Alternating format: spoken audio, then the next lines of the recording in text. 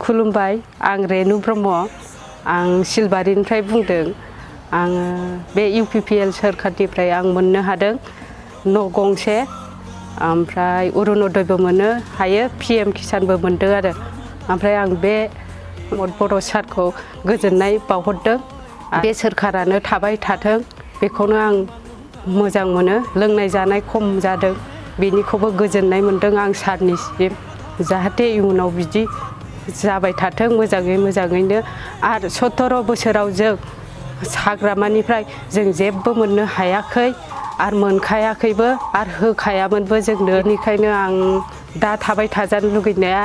प्रमद सारखौनो थाजाबाय थानो लुगैदों बेखौनो मोजां मोनदों आरो आङो बिनि थाखायनो आं धन्यबाद जासिहरो प्रमद बर' सारनिसिम बेखौ होनायनि थाखायनो आसनि होनायनि थाखायनो आरो